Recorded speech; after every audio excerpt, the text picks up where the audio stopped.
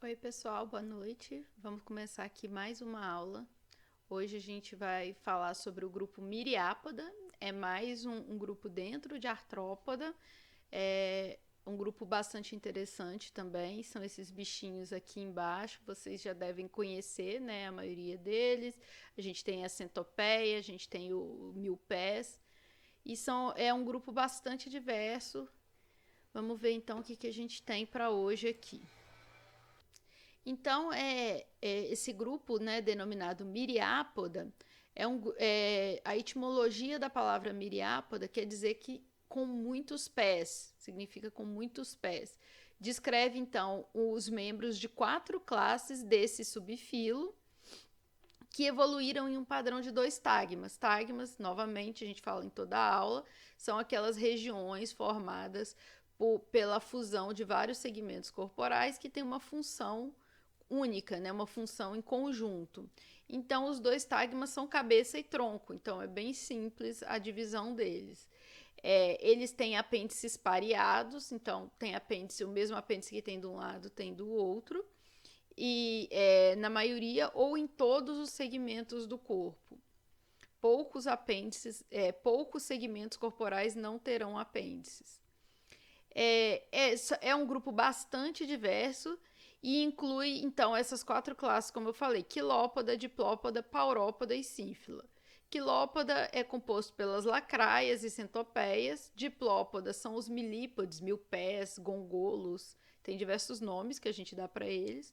Paurópoda e sínfila, que são 2 grupos menos conhecidos.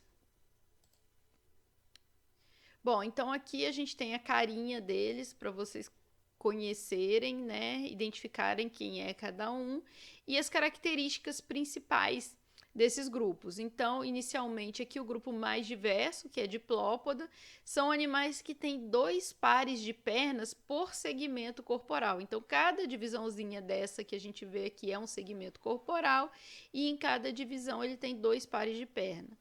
Paurópoda é um parente próximo de diplópoda, são bichinhos bem pequenos, bem pouco conhecidos, de todos os grupos é o grupo menos conhecido.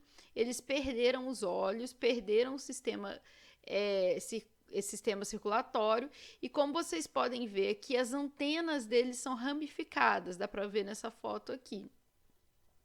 Quilópodas são as lacraias e centopeias. Vocês já devem ter visto uma correndo aí pelo banheiro de casa, é comum aparecer.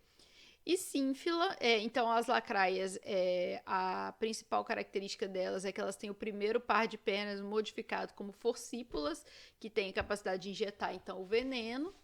E sínfila, o último grupo, tem fiandeiras no 13º segmento do corpo e as segundas maxilas formam um labro. E eles perderam os olhos também, assim como os paurópodas. Aqui a gente tem então uma árvore mostrando o parentesco entre os grupos. Então, primeiro, o que é compartilhado pelos 4, então que são características ou sinapomorfias do grupo Miriápoda como um todo, características compartilhadas entre os 4 grupos, tem a perda dos olhos compostos, a presença de glândulas repugnatórias e dos órgãos Tomosvari. Características do grupo formado por diplópoda e paurópoda. Então, diplópoda e paurópoda são grupos irmãos, compartilham um ancestral único, que não é compartilhado com quilópoda e sínfala, e a gente percebe isso, além de análise genética, por essas características aqui que são deles. Membros do tronco anterior suprimidos, segunda maxila perdida e a presença de gnatoquilário, não quisário, tá? Isso está escrito errado, é gnatoquilário. O outro grupo é formado por quilópoda e sínfila, e eles têm uma coalescência mediana das maxilas, vocês vão ver isso mais para frente, e tem presas com veneno, presas de veneno. Então, quais as características gerais do grupo de miriápodes, né, compartilhadas pelos 4? Eles têm, lembra do cérebro dos artrópodes, né? A gente falou que todos os artrópodes têm o cérebro dividido em 3 partes. Então, a gente vai ver como é que está distribuída as 3 partes do cérebro, que é da mesma forma em todos os miriápodes. E mais alguns órgãos dos sentidos. Os olhos e o protocérebro estão localizados em posição pré-antenar, ou seja, no segmento anterior à antena.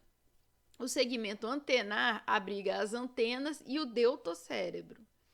O segmento seguinte, que é o segmento pré-mandibular, contém o tritocérebro, mas não tem nenhum apêndice nesse segmento. Os 3 segmentos seguintes vão ter as mandíbulas, o primeiro e o segundo pares de maxilas.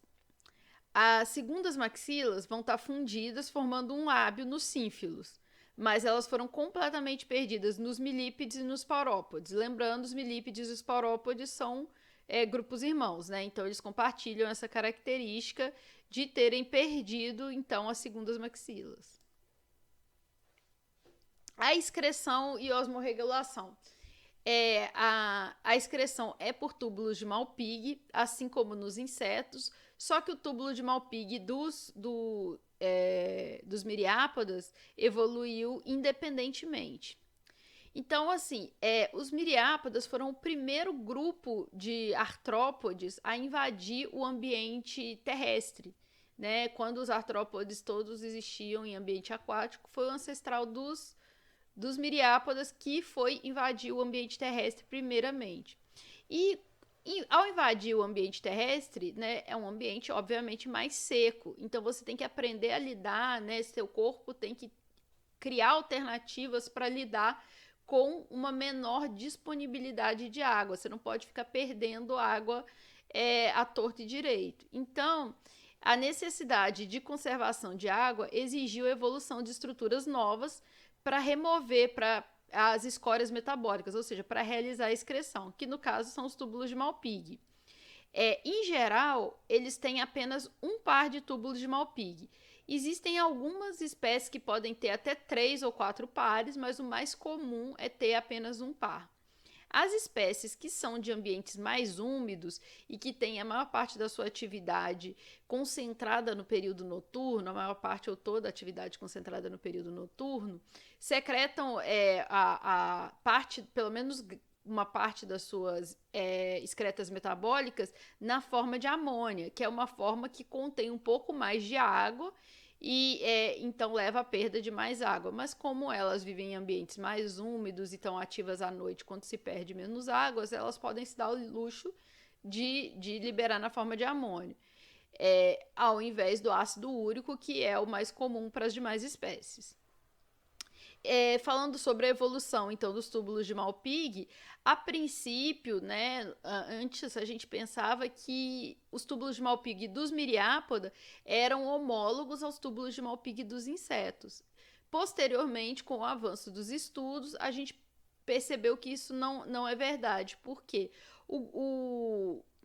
os insetos compartilham um ancestral em comum com os crustáceos, que não é compartilhado com os miriápodas. Como os crustáceos não têm túbulos de Malpighi, essa característica está presente só nos insetos, então ele tem que ter evoluído independentemente nos miriápoda e nos insetos. Então eles são um exemplo de convergência evolutiva e não são homólogos.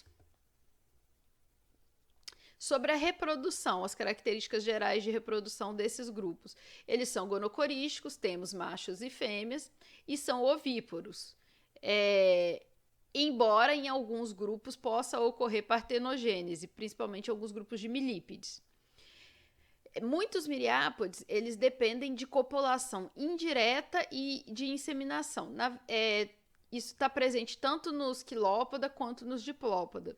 Eles produzem espermatóforos que são então transferidos para as fêmeas. Essa transferência do espermatóforo, que é aquela bolsa que contém espermatozoides do macho para a fêmea, pode ser feita pelo próprio macho ou pode ser feita pela fêmea. O macho pode deixar o espermatóforo no chão livre e a fêmea pegar o espermatóforo e se inseminar.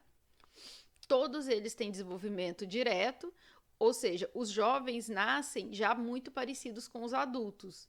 Eles eclodem dos ovos já num formato igual ao dos adultos, eles não passam por metamorfose. Vamos começar então agora a falar de um grupo específico. Vamos começar falando dos quilópodas, as lacraias e centopeias.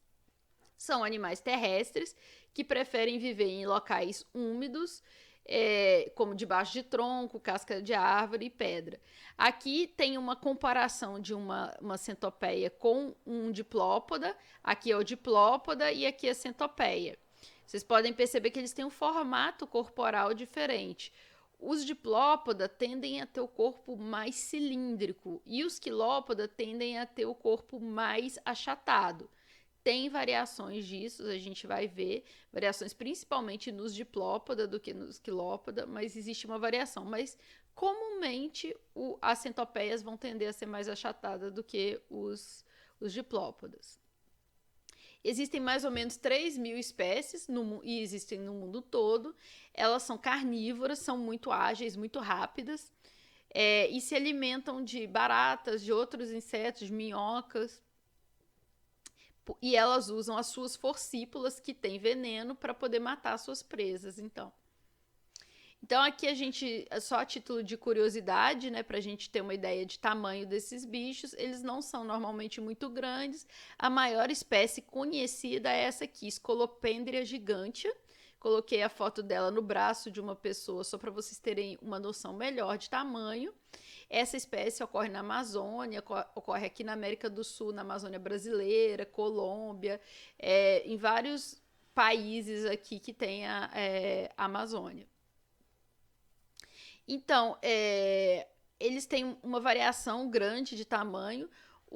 As menorzinhas tendem a ser essas que ocorrem em banheiro, por exemplo, né, que às vezes aparecem correndo no banheiro. Elas geralmente têm cerca de 15 pares de patas e gostam desses ambientes mais úmidos, se alimentam de insetos. A maioria das espécies é inofensiva para o ser humano. O veneno não é muito perigoso, mas tem algumas espécies tropicais que são sim perigosas, que têm venenos mais fortes e de maneira geral a picada dói bastante, embora não vá matar a pessoa, a dor é muito forte de derrubar uma pessoa grande no chão de dor. Aqui um zoom da cabeça desse animal para vocês verem os apêndices, né? Então a gente tem aqui, ó, lembrando a característica de artrópode, né? O exoesqueleto, as placas de cima são chamadas de tergitos. Então aqui tem o segundo tergito e aqui o primeiro tergito bem reduzido, né? O primeiro tergito é pequenininho, o segundo é grande e aí os demais são grandes como o segundo. A cabeça do bicho, então, com essa placa maior, os olhos que são laterais. Ele tem um par de olhos laterais, né, que na verdade são compostos de grupos de océolos, não é um olho único, são vários océolos formando um olho, e os olhos ficam posteriores à antena. Aqui a gente tem a antena, aqui embaixo a gente tem a segunda maxila e a primeira maxila. E aqui a forcípula, que é o que faz a injeção do veneno. Os apêndices, então, aqui a primeira perna, aqui a segunda perna, como vocês podem ver, aqui é um segmento corporal, aqui é outro segmento corporal. Então, uma outra característica desses grupos é que eles têm um par de pernas por segmento corporal. Tem essa primeira perna aqui, do lado de lá vai ter, né, uma repetição do que está aqui. Então, tem uma perna para lá. Ou seja, um par nesse segmento, um par nesse segmento. É bem claro de visualizar. Aqui, olhando de cima e de baixo, né? Então, uma visão dorsal e uma visão ventral. Então, aqui os tergitos de cada segmento corporal, ou seja, aquelas placas dorsais. Os olhos, né? Os océolos que ficam posteriores à antena. E aqui a gente tem a antena. Não tem muitas características para a gente visualizar na parte dorsal. Já na parte ventral, a gente consegue ver mais características. A gente consegue ver bem aqui as forcípulas dela, né? O maxilipídio, que é essa ponta da forcípula, onde tem o veneno. O veneno aqui, né? Na base. A primeira maxila, a segunda maxila. As pernas, as coxas dos maxilipídios. Enfim, então aqui dá para a gente ver um pouco das características desses animais. Sobre a alimentação e a digestão. Como eu disse, a maioria é predadora ativa, né? Elas vão atacar a presa, matar a presa e se alimentar dela. E elas são, a principal presa são vermes, caracóis, invertebrados. Mas algumas que são maiores podem se alimentar inclusive de pequenos vertebrados, anfíbios, pequenos roedores, pequenas aves, principalmente de filhotes. Os primeiros apêndices do tronco formam as garras grandes, né, que são as fossípulas que eu mostrei naquela figura, e esses membros vão se movendo e ela consegue, inclusive, puxar, injetar o veneno com elas e com as maxilas e mexendo o animal e ingerindo a presa. O veneno é produzido em glândulas de veneno grande, localizadas nos artículos basais das fossípulas, ou seja, aqui na base da fossípula. O veneno é tão eficaz que as centopeias grandes, como a escolopendra é o mesmo gênero daquela que é a maior do mundo, que eu mostrei a figura no braço da pessoa. Então, como a escolopendra das regiões tropicais, podem abater pequenos vertebrados, como eu estava dizendo. Os prensores e as segundas maxilas seguram a presa, enquanto as mandíbulas e as primeiras maxilas mordem e mastigam. Então, eu botei esse videozinho aqui, vocês conseguem ver esses apêndices se movendo enquanto ela está se alimentando aqui, comendo um invertebrado. Aqui agora os apêndices terminais. Então aqui a gente está nos últimos segmentos do corpo. E aí vocês podem ver que uma outra característica de quilópoda é que elas têm essas pernas modificadas aqui no último apêndice, os últimos apêndices, né, no último segmento corporal. Então a gente tem aqui, não precisa nem de eu falar qual que é a parte ventral e qual que é a dorsal, dá para vocês saberem, porque aqui está tergito e aqui está esternito. A gente sabe que o tergito é a placa dorsal e o esternito é a placa ventral. Logo, aqui é parte dorsal, aqui é parte ventral. Aqui embaixo, então, a gente tem a vulva e o ânus, o que mostra que é uma fêmea, né? E as pernas posteriores. Aqui a gente tem como que é o de um macho. Não são da mesma espécie. No Brusca, eles estão representando espécies diferentes. Então, só para vocês entenderem por que está tão diferente, por exemplo, as pernas de um e do outro aqui, esses apêndices finais.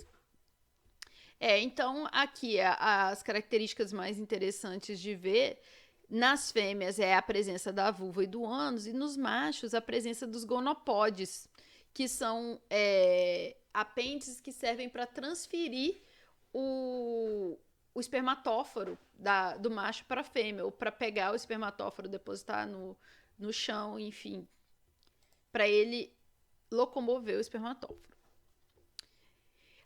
Aqui eu trouxe um exemplo de um estudo, que é esse que está a legenda, a referência aqui, caso vocês queiram ver, que estudou justamente os apêndices finais de várias espécies de quilópoda, e aí vocês conseguem ver aqui a variação morfológica é bem grande. Olha só, tem esse aqui da figura A, que é bem comprido, é um formato mais ancestral, né, mais basal. Aqui é esse mais largo, esse aqui bem comprido e esse aqui que já tem um formato de remo.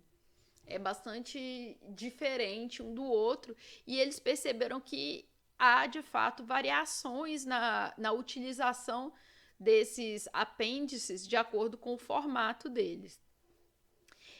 Outra coisa que eles fizeram nesse estudo foi avaliar como que é a resposta comportamental da lacraia, né, do quilópoda, quando é atacado, e para simular os ataques, então, que seria o ataque de um predador ou de um agressor de alguma forma, eles usaram pinça, e com a pinça eles bateram em diferentes partes do corpo do animal para poder ver como que ele ia responder. Então, quando eles batiam com a pinça no primeiro terço do corpo, né, nos primeiros segmentos, eles tendiam a atacar a pessoa usando as pinças mesmo da forcípula. Então, a morder mesmo a pessoa, tentar injetar o veneno. A pessoa não, o agressor, né? Quando a pinça batia no último terço, ou nas últimas pernas, a lacraia tendia a ficar em posição de alerta, levantando as últimas pernas para exibir as espinhas pré-femorais, são esses espinhozinhos que eles têm nas patas, e os processos coxopleurais, são termos partes morfológicas do animal, e em alguns casos as centopeias atacavam o fórceps com as garras das últimas pernas, cortando-as e tentando cortar, né? E depois levantavam as pernas traseiras numa posição de alerta. Quando eles batiam na parte média do corpo, não era nem no último terço nem no primeiro, era uma porção mais mediana do corpo, ela tendia a se curvar para os lados para alcançar a pinça, que é a pinça do pesquisador que estava batendo nela, com as forcípulas e com as patas finais, né, esses apêndices finais ao mesmo tempo. A Scalopendra galapagoensis tendia a levantar as últimas pernas numa posição de alerta, assim. Então, ela usava como se fosse a parte anterior do corpo, levantava na posição de alerta, que é uma posição, inclusive, que é comum às aranhas ficarem, né? Levantar as patinhas da frente, assim. Ela levanta as de trás, como imitando as patinhas da frente. E o interessante é que geralmente elas fazem isso, e aí, por exemplo, o predador vem atacar a porção terminal, quando o predador ou agressor vai atacar essa porção final, ela vira e consegue com a parte da frente vir com as forcípulas e atacar o predador. Então ela distrai ele com as patas traseiras e vem e ataca com a porção anterior do corpo. É uma estratégia comportamental de defesa. Sobre a morfologia interna, como é a digestão e a excreção. O sistema digestivo delas é um tubo reto.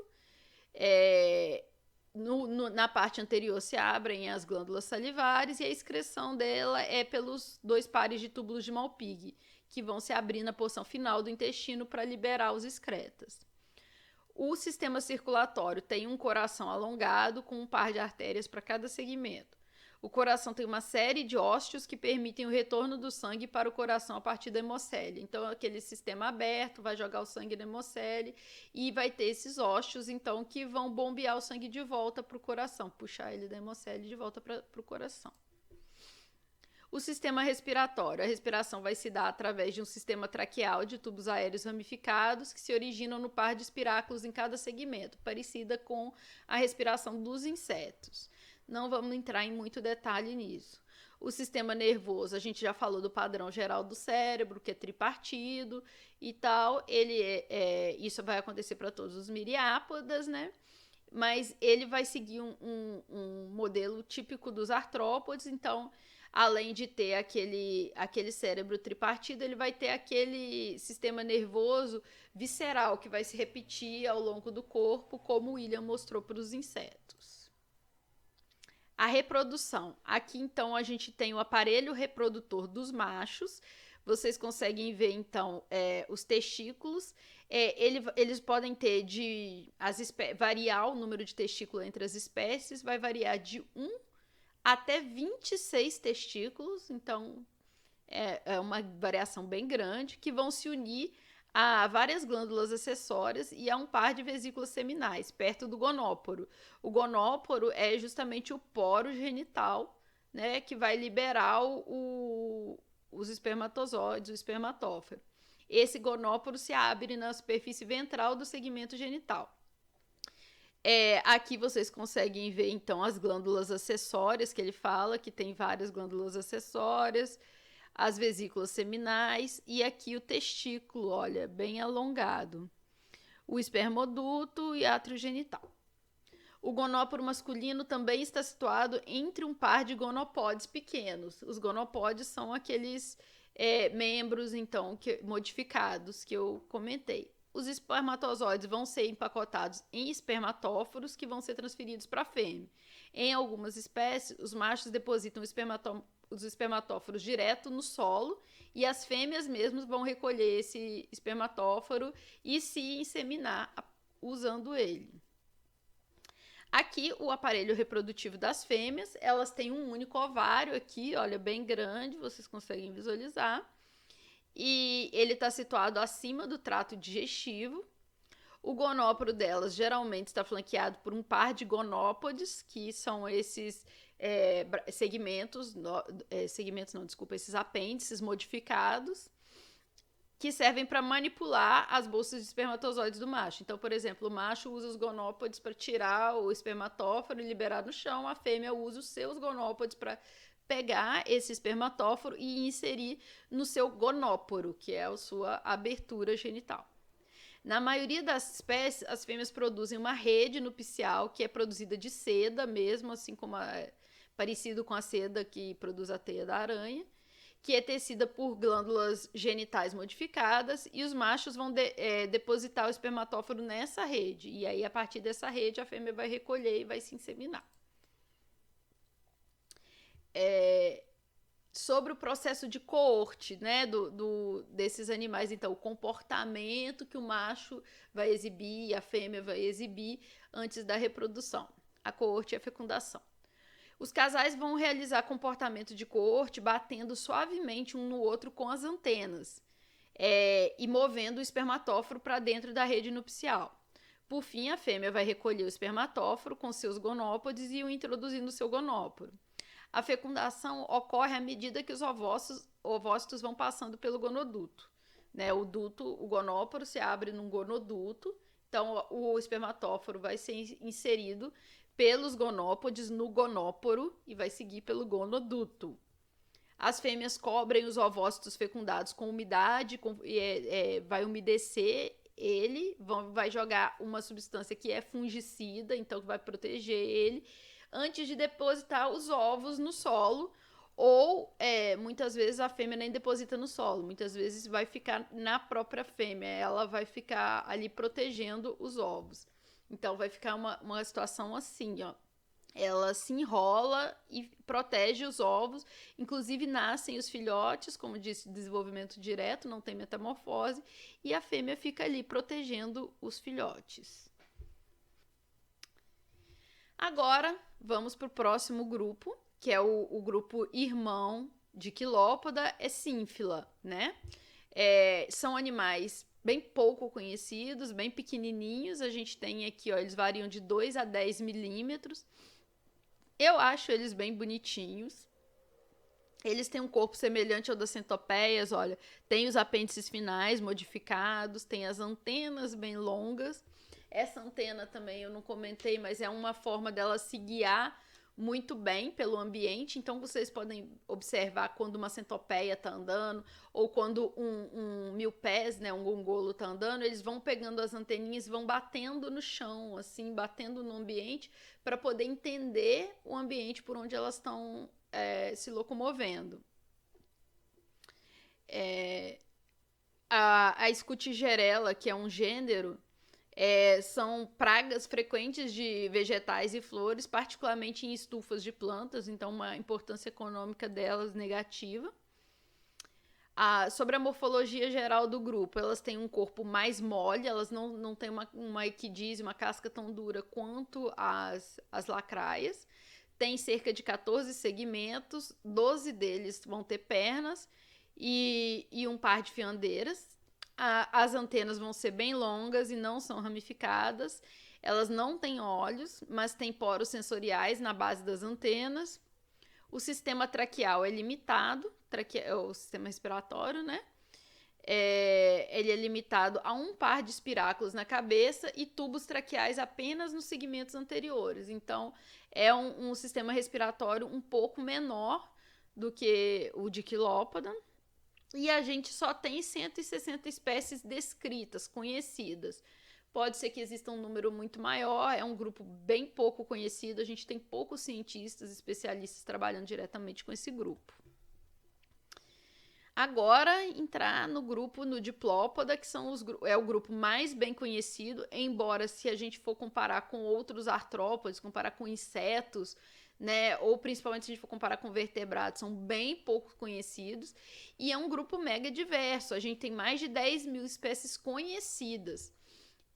São animais com um alto nível de endemicidade, que é isso? Espécie endêmica é uma espécie que só ocorre em um determinado lugar e não acontece em outros lugares. Por exemplo, a gente pode ter endemismo ao nível de bioma. Espécies endêmicas da Mata Atlântica, só ocorrem na Mata Atlântica. Mas a Mata Atlântica é um bioma relativamente grande, seria uma distribuição ainda grande. No caso dos diplópodos, a gente tem espécies endêmicas de uma caverna, endêmicas de uma montanha. Então, elas só existem naquela montanha. Tem muitos exemplos de espécies assim endêmicas, então por isso existe essa diversidade tão grande e por isso também tem muitas espécies que a gente ainda não conhece, porque simplesmente não tem cientista suficiente avaliando, é um grupo bem pouco conhecido nesse aspecto, precisa-se de especialistas nessa área. Bom, um detalhe que eu não falei aqui, que é bem óbvio, né? Diplópoda, diplo, vem de duplo, 2, né? E podos quer dizer pés. Então, pés duplos, que é isso? É que elas têm 2 pares de patas em cada segmento. E aí, isso dá uma impressão de que elas têm muitos pés, né? Miriápoda, muitos pés. Parece que ela tem 1000 pés. Centopeia parece que tem 100 pés. Eles tratam como 100 pés e diplópoda 1000 pés. Elas não têm 1000 pés, não tem nenhuma que chegue a isso. Eu acho que o máximo tá em... eu não lembro mais, não vou falar para não falar bobagem, mas é um número bem menor do que esse. E aqui, olha, vocês conseguem ver bem, olha, o parzinho de pés saindo de cada segmento, né? A duplinha de pares, na verdade, porque o que tá aqui se repete do outro lado. Então, os 2 parzinhos saindo de cada segmento corporal. O corpo tende a ser cilíndrico, como esse exemplar aqui, né? É comprido, cilíndrico e com esses pares de pé em cada segmento. Mas algumas espécies têm uma aparência mais achatada, como essa daqui, que faz as pessoas até pensarem que é uma centopeia, né? Um quilópoda ao invés de um diplópoda, porque elas têm essas extensões laterais aqui, ó, dos seus tergitos, que formam o que a gente chama de paranoto, essa voltinha, essa asinha em quilha que ela forma aí é chamada de paranoto. E ela serve ela protege as patas, ela cobre as patas e é bem bonita, dá uma característica bem bonita para o animal. Só que isso leva, às vezes, a gente a confundir e achar que um diplópodo é um quilópoda. Essas espécies que têm esses paranotos, então, são as espécies mais achatadas, mas são menos comuns. É muito mais comum a gente encontrar espécies cilíndricas assim.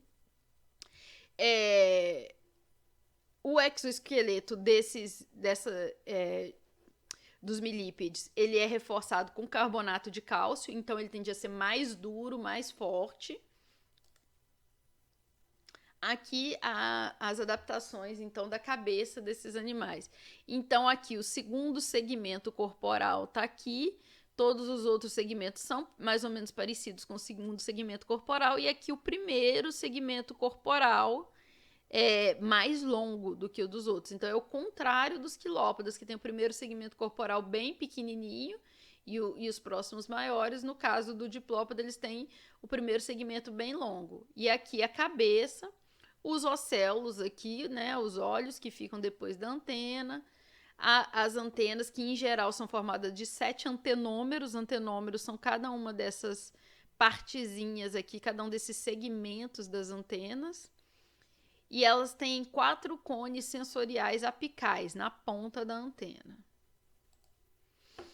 Aqui uma outra figura com mais detalhes dos apêndices corporais, da cabeça, né, da parte anterior dos milípedes, mostrando então os olhos, a cabeça, a mandíbula, que não estava sendo apontada ali na outra, o labro, que é essa parte aqui de cima, e o gnatoquilário, que são essas primeiras maxilas fundidas que ela tem. Lembra que eu falei lá no início que uma das características era a presença do gnatoquilário?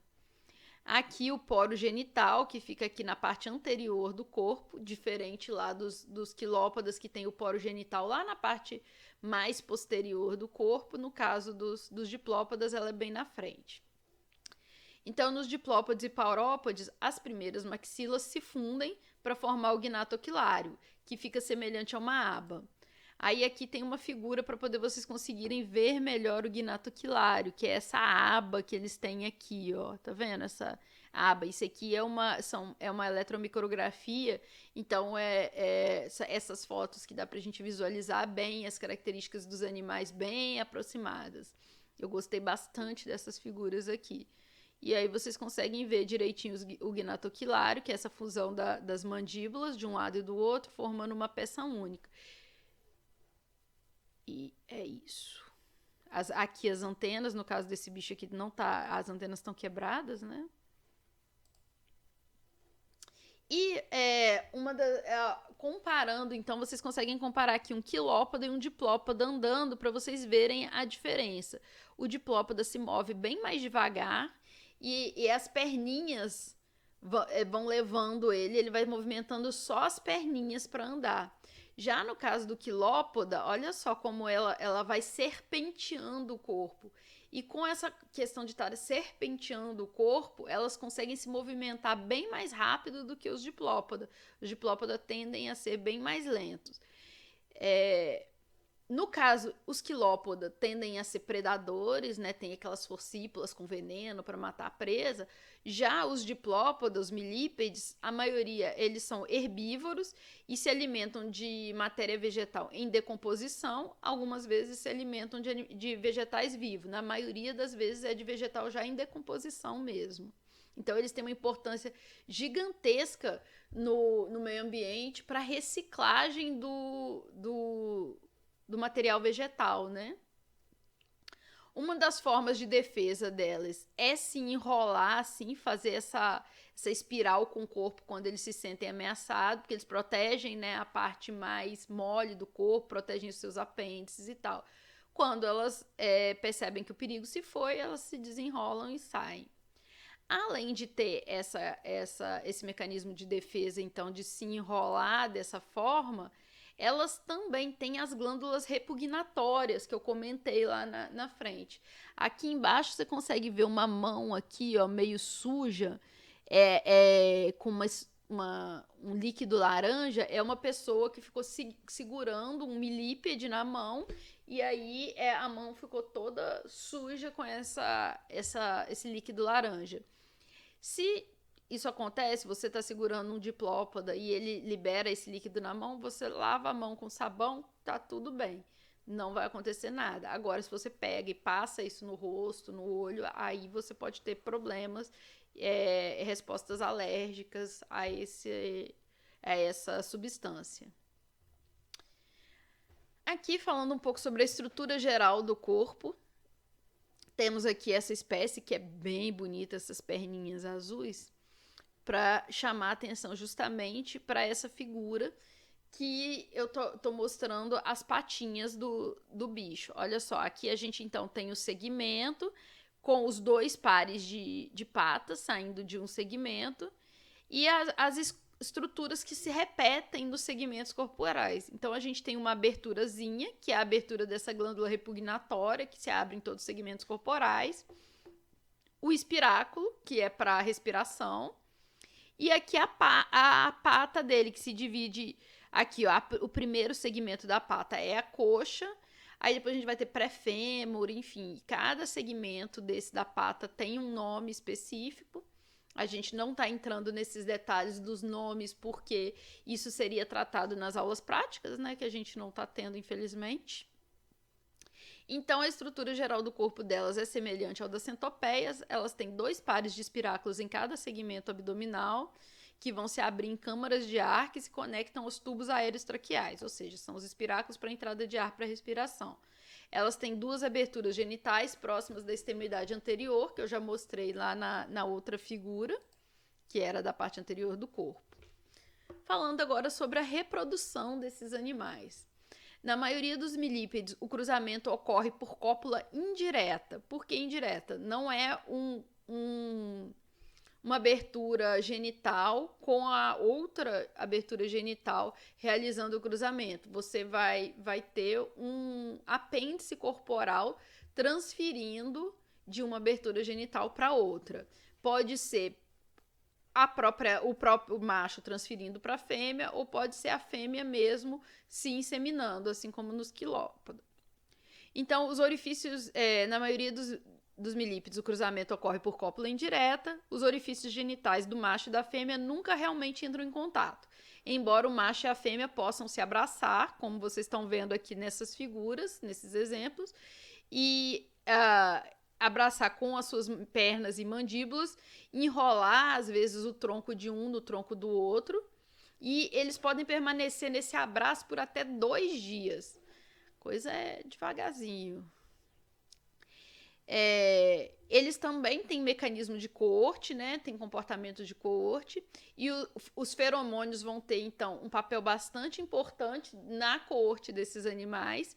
Essa coorte pode ocorrer pelos tapinhas também com as antenas, o tamborilar das antenas no corpo um do outro. Tem uma família que é essa dos esferoterídeos, que produzem sons durante a coorte e esfregando os telopódios contra a borda posterior do corpo. E o macho desse gênero de Sphaerotherium, ele produz estridulações para iniciar o cruzamento. E essas estridulações que ele produz são muitas vezes para poder acalmar a fêmea e evitar que ela se enrole, ou para estimular que ela se abra, se ela já tiver entrado num mecanismo de defesa e se enrolado, para evitar que ela mantenha essa postura enrolada, para que ela se abra e ele consiga realizar então a cópula.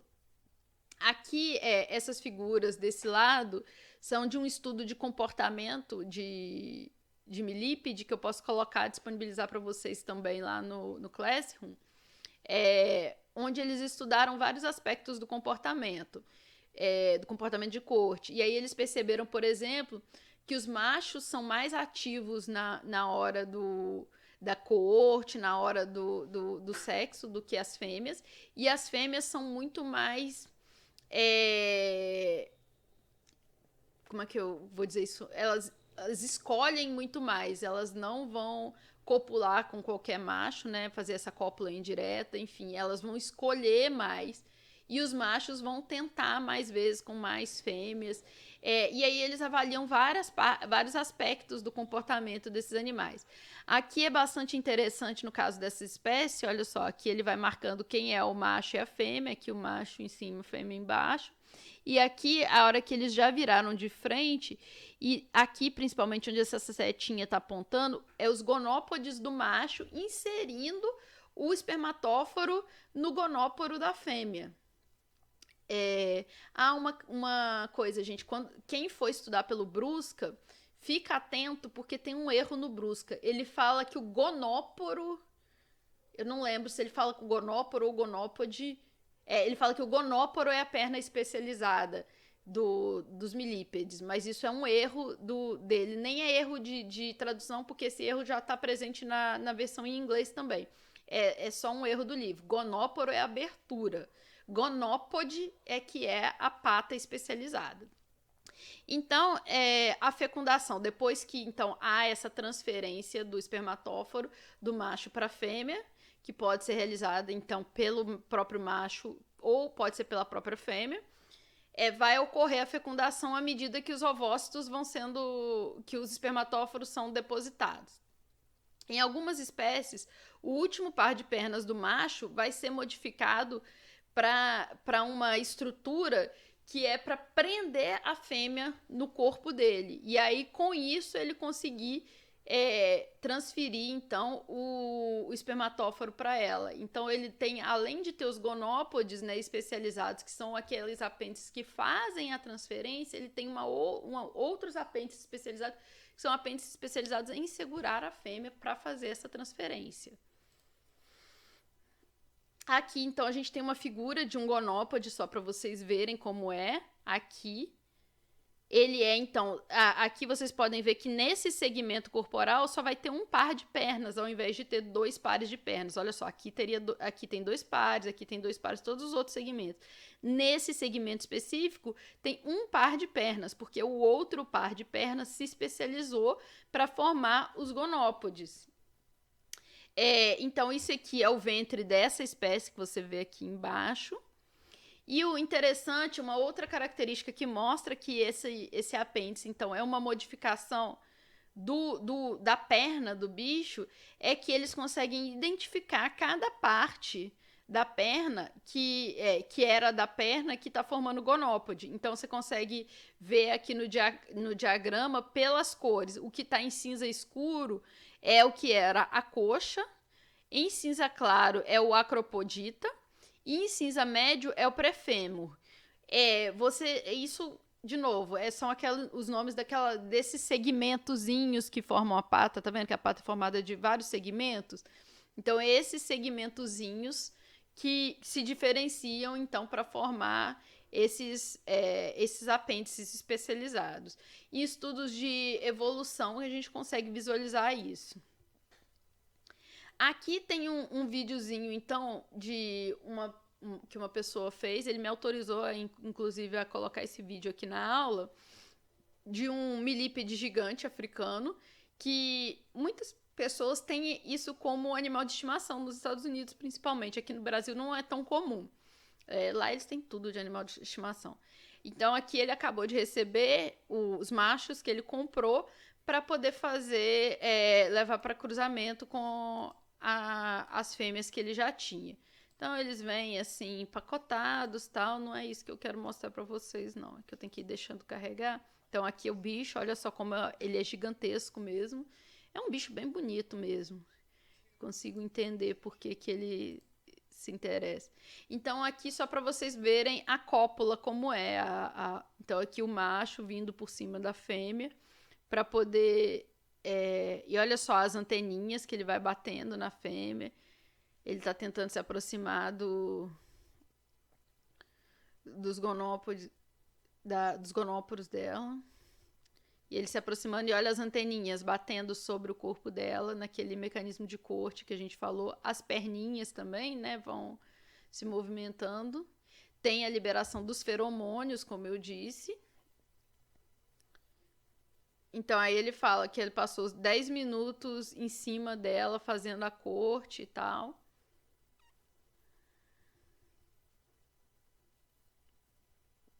As anteninhas ainda se mexendo e tal. Você pode ver que ele está vindo para a parte anterior do corpo, né? Como a gente comentou lá anteriormente, o gonóporo fica na parte anterior. Aí ele está falando que em Ucide você consegue ver os gonópodes. Olha só, essa estrutura aqui são os gonópodes dele para fora. E aí a bateria dele acabou, ele não conseguiu mostrar tudo. Mas é isso. Ó, olha só, os gonópodes para fora, liberando o espermatóforo para inseminar a fêmea. E eles presos aqui no abraço nupcial, né?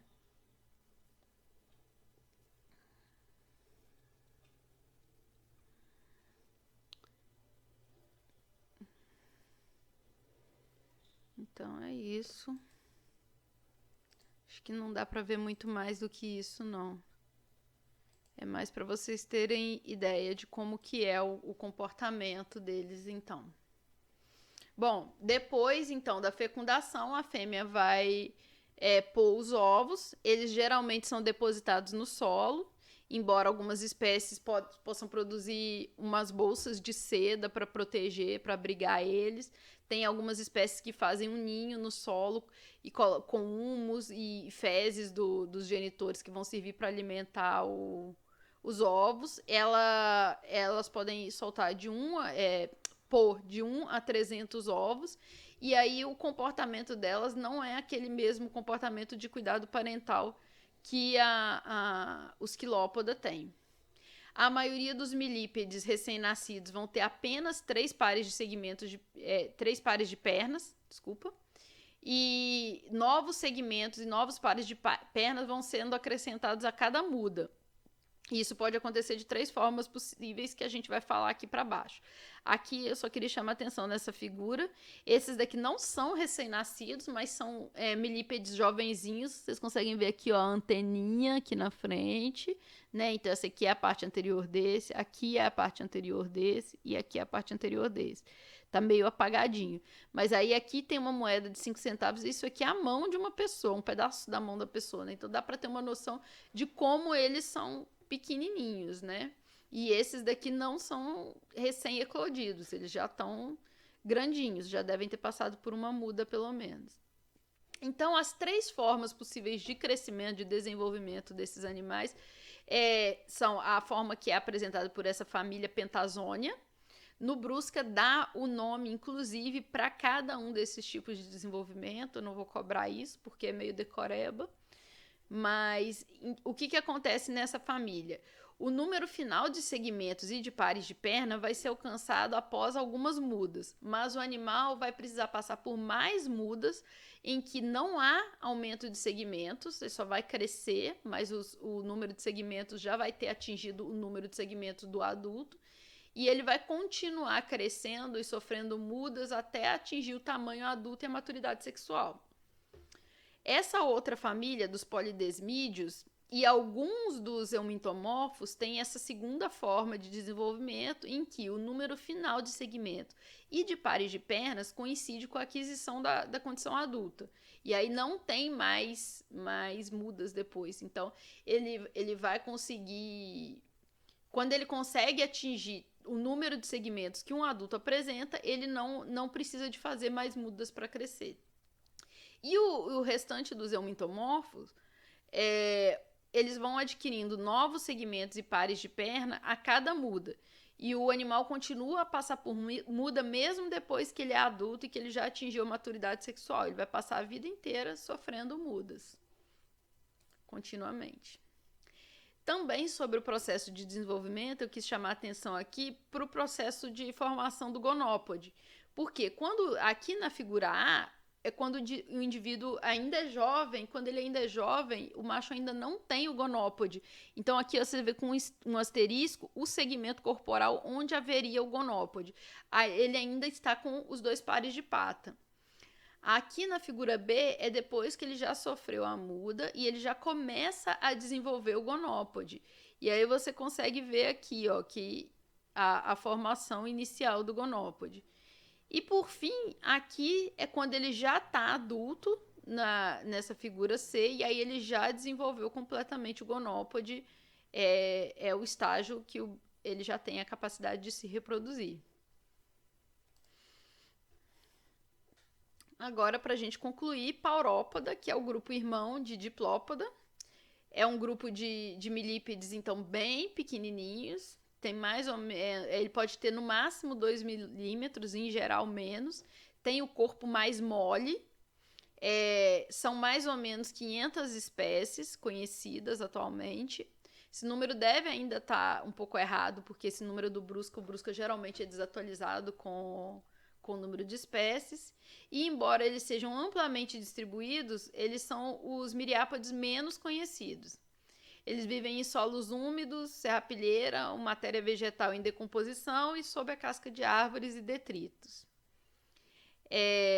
Eles têm uma pequena cabeça com antenas ramificadas, como eu mostrei lá na primeira figura. Aqui dá para vocês verem também que as antenas são ramificadas.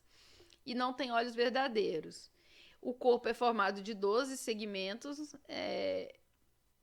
e geralmente eles têm 9 pares de pernas. Não existem pernas no primeiro nem nos 2 últimos segmentos corporais. E eles têm apenas uma placa tergal, só o tergito, cobrindo cada 2 segmentos. Então, embora tenha vários segmentos corporais, cada par de segmento é coberto por uma placa única. Não é como nos outros que a gente viu antes, que tem uma placa para cada segmento corporal.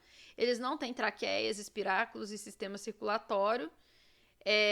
Eles, justamente porque eles são muito pequenos, então eles conseguem fazer isso através da parede corporal mesmo, mas a gente ainda não conhece quase nada da fisiologia desses animais, a gente não conhece quase nada da vida desses animais mesmo, Então é mais para vocês conhecerem, saberem que existe esse grupo e que eles são os parentes mais próximos dos diplópodes.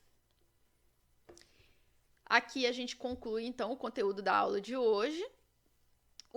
A bibliografia para vocês estudarem no Brusca está no capítulo 23 e no Hickman, assim como as outras coisas, está no capítulo 19, porque o Hickman não divide cada subfilo por um capítulo. Ele pega o filo artrópoda e todos os subfilos são tratados no mesmo capítulo. Então, assim como aquele Cerata era capítulo 19, esse é no mesmo capítulo, mas tem uma parte só de Miriápoda.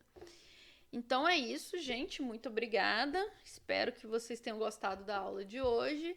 E eu vejo vocês quarta-feira. Tchau, tchau.